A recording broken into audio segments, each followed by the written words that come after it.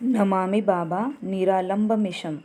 दीक्षा के समय जैसी मेरी शारीरिक और मानसिक स्थिति थी वह पहले ही लिख चुका हूँ कि पीठ में दर्द था और मुझे दीक्षा लेते समय पद्मासन में बैठने में असुविधा हो रही थी।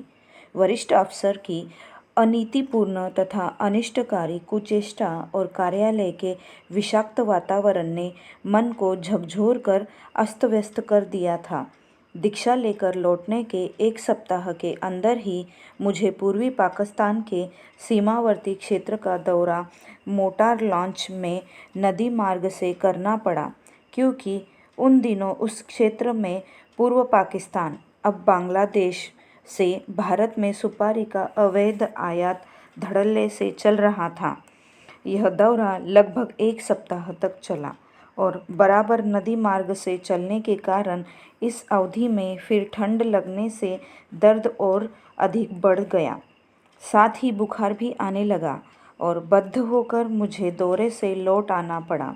दौरे से लौटने के दिन छुट्टी होने के कारण कार्यालय बंद था। फिर भी पता चला कि मेरा एक अधीनस्थ, एक निरीक्षक, जो मेरे वरिष्ठ अफसर की नाक का बाल था और मेरे विरुद्ध चलाए गए अभियान में उस वरिष्ठ अफसर का सहयोगी था, दाहिना हाथ भी था, घूस लेते हुए रंगे हाथ पकड़ा जा चुका था।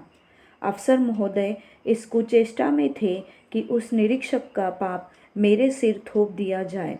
इस बीमारी की दशा में जब मैं इन सारे समाचारों से अवगत हुआ तो मानसिक तनाव और बढ़ गया। शारीरिक यातनाओं के साथ इस मानसिक कष्ट ने मुझे बिस्तर पकड़ने पर बद्ध कर दिया। पूज्य बाबा की कृपा से स्वास्थ्य लाभ करने के बाद फिर मैं बाबा के दर्शनार्थ जमालपुर गया।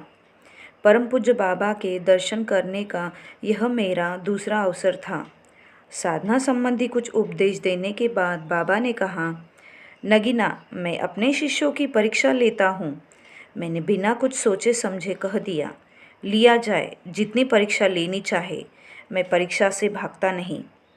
बाबा ने परीक्षा के संबंध में उस समय और कुछ नहीं कहा और उनकी आज्ञा ले मैं भागलपुर लौट आया। लौटते समय तो मन बहुत शांत था, परंतु लौटने के बाद ऐसा मालूम हुआ जैसे मुझ पर विपत्तियों का पहाड़ टूट पड़ा। मेरे वरिष्ठ अधिकारी दिन प्रतिदिन मुझ पर झूठे आरोपों का सृजन करने लगे तथा मुझे तंग करने के लिए नित नए गलत से गलत तरीके अपनाने लगे। उन्होंने ऐसी अफवाह फैला रखी थी कि किसी भी समय वे मुझको जेल भिजवा देंगे। उनके आतंक से मेरे विश्वासी अधीनस्थ अफसर भी मुझसे मिलने में कतराने लगे। मेरी परेशानी दिन पर दिन बढ़ने लगी और मन अशांत रहने लगा। कभी कभी ऐसा लगे कि मैं अपना मानसिक संतुलन बिल्कुल खो बैठा हूँ। अपने बचाव में अहिंसा बार बार आड़े आने लगी। मैं समझ बैठा था कि गलत या ज़ोरदार ढंग से जवाब देने में अहिंसा के पाठ का उल्लंघन होगा। अतः एक तरफे हमले से मैं घबरा गया और इसी घबराहट की हालत में मैं परम पूज्य बाबा की शरण में फिर जा पहुंचा। मेरी परेशानियों को जानकर बाबा मुस्कुराए और कहा, बस घबरा गए? तुमने तो कहा था जितनी परीक्षा लेनी है ले। मैं परीक्षा से भागता नहीं। तुम चाहो तो अभी से ही तुम्हारे शत्रु तुम्हारा तलवा चाटेंगे, परंतु तुम परीक्षा में फेल हो जाओगे। मैंने कहा, बाबा, ऐसी भी कहीं परीक्षा होती है जो इंसान को पागल बना दे? बाबा फिर मुस्कुराए और बोले, जब पागल ही हो जाओगे तो फिर मेरी क्या आवश्यकता है? मैंने तो तुम्हें साधना मन के माध्यम से करने को कहा है। इसके लिए परीक्षा भी तो मन ही की ली जाएगी। बस इतनी बात सुनने के बाद जैसे मुझ पर शामत सवार हो गई और मैंने फिर कह दिया, तो जितनी परीक्षा लेनी है ले। अब मैंने अहिंसा के बारे में पूछा कि मेरे वरिष्ठ अधिकारी मुझ पर घातक हमला कर रहे हैं और मैं चुपचाप सब सहता जा रहा हूँ। इस पर परम पूज्य बाबा ने कहा, इसका मतलब है तुमने अहिंसा की व्याख्या नहीं समझी है। मान लो तुम एक टेढ़े मेढ़े और झाड़ीदार रास्ते से कहीं जा रहे हो। रास्ते के दोनों तरफ घनी झाड़ी है और तुम जानते हो कि तुम्हारा शत्रु रास्ते के बगल में ही झाड़ी में कहीं छिपा बैठा है और नज़दीक पहुँचते ही तुम पर घातक हमला करेगा। ऐसी हालत में तुम क्या करोगे? मैंने कहा, बाबा, या तो मैं लौट जाऊंगा या घातक हमला चुपचाप सह लूँगा। इस पर पूज्य बाबा ने कहा, नहीं, मेरे अहिंसा के पाठ का यह माने कदापि नहीं। यहाँ तुम्हारा कर्तव्य होगा कि तुम एक लंबा और मजबूत बांस लो और रास्ते के दोनों तरफ की झाड़ी पर चोट करते जाओ। इस चोट से छिपे हुए हमलावर का सिर फटे या मृत्यु हो, फिर भी तुम अहिंसक ही कहलाओगे। अहिंसा का यह मतलब नहीं कि तुम आत्मरक्षा न करो। अहिंसा की इस व्याख्या से मुझे अत्यधिक आत्मबल मिला। मन ने भी एक विशेष प्रकार की शांति का अनुभव किया। शांति तो पूज्य बाबा के श्री चरणों में बैठते ही मिलती थी, जिसका असर काफ़ी समय बाद तक भी रहता था।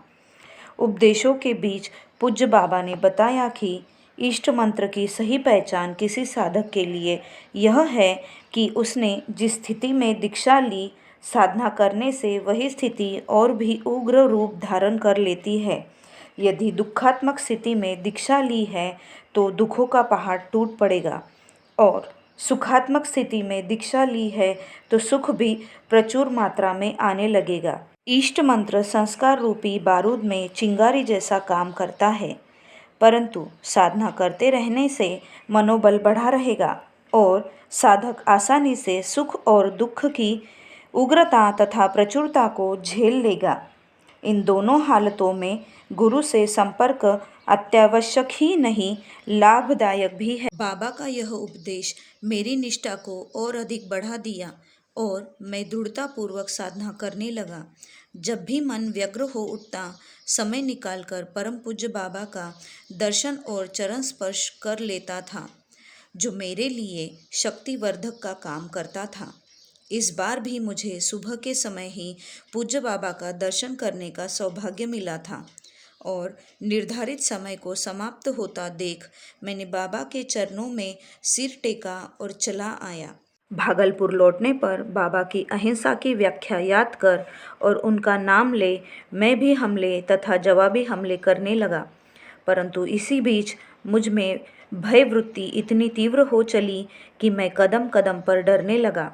निडर होने का स्वांग दिखावटी रूप से तो मैं खूब करता था, परंतु अंदर ही अंदर मैं हमेशा डरा हुआ रहता था। दफ्तर या घर में भी कोई ज़ोर से बात करे तो मैं भयभीत हो जाता था। फिर भी पूज्य बाबा का स्मरण कर घात प्रतिघात चलता ही रहा।